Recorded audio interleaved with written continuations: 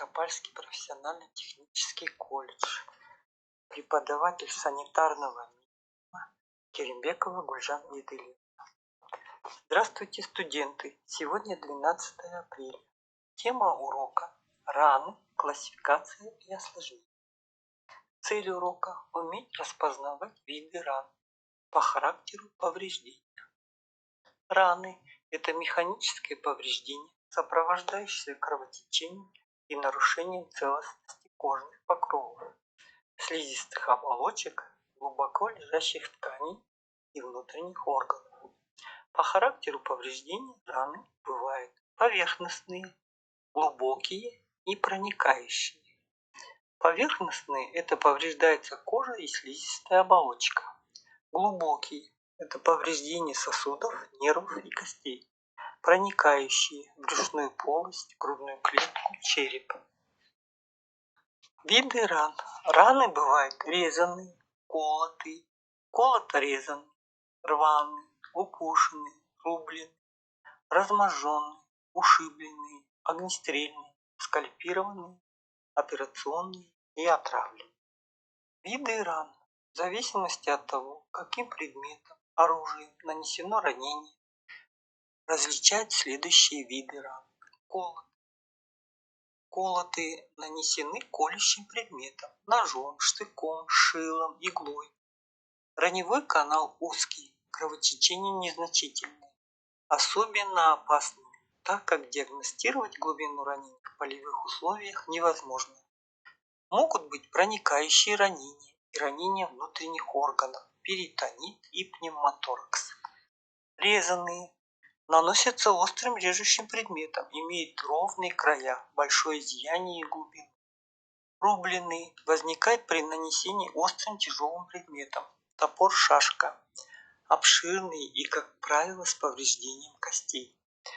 Ушибленные или рваные возникают при воздействии тупым предметом, камень, палка, молоток.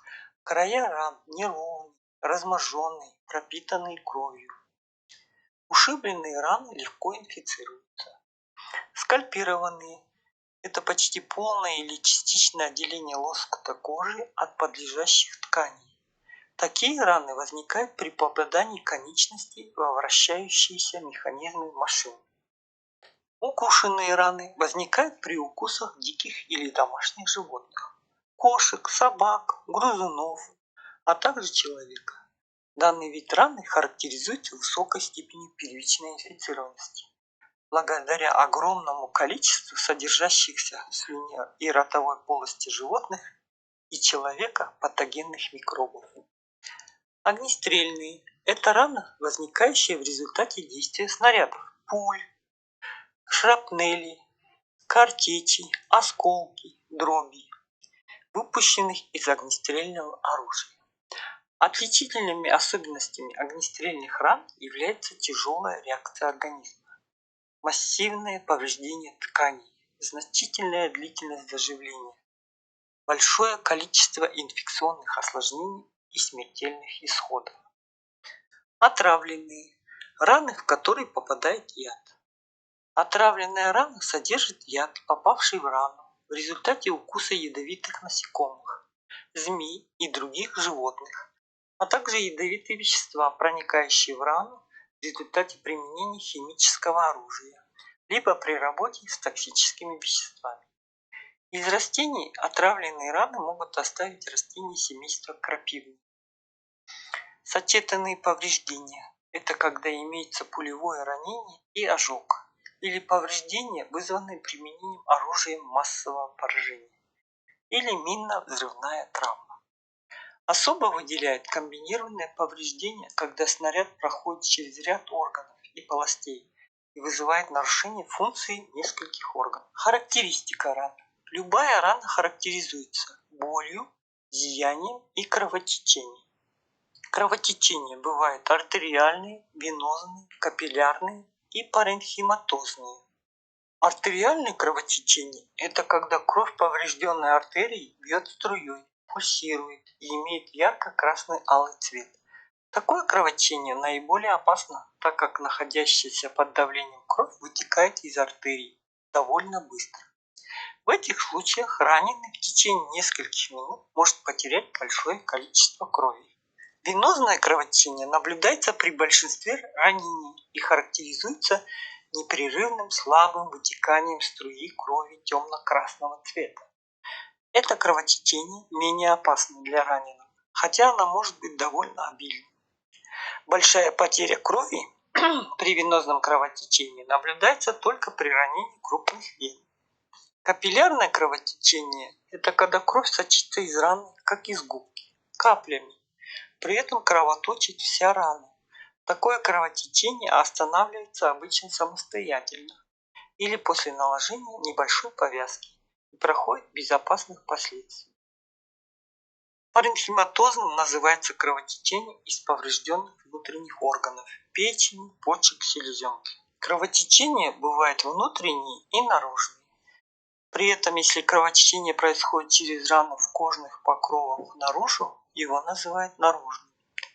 Внутреннее кровотечение – это когда кровь вытекает из сосудов тканей, органы или полость тела, характеризуется следующими признаками. Больной, бледность кожных покровов у больного, холодный пот, жажда, зевота, частый и слабый пульс. Кровотечение является самым опасным осложнением ранения. Небольшие кровопотери восстанавливаются организмом относительно быстро. Острая кровопотеря является смертельной, если раненый теряет 2–2,5 литра крови. Виды ран по степени загрязнения. Чистая, загрязненная и зараженная. Чистая образована в стерильных условиях. Обычно это послеоперационные раны. Загрязненная образована в результате случайной травмы. Зараженная в ране присутствует и размножаются патогенные организмы. Осложнение ран. Всякая рана, кроме нанесенной хирургом при операции, всегда загрязняется микробами уже в момент ранения. Если не была оказана первая помощь, то загрязнение продолжается и в дальнейшем. Однако только внедрение очень большого количества микробов вызывает инфекционное раневое осложнение.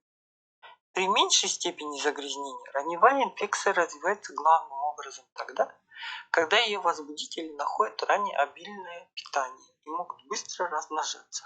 Условия, способствующие развитию микробов в ране – нарушение оттока содержимого из раны, плохое кровоснабжение, наличие кровяных сгустков, наличие нежизнеспособных отмирающих тканей, ослабление организма. Наименее подвержены инфекции резанные, колотые и рубленые раны.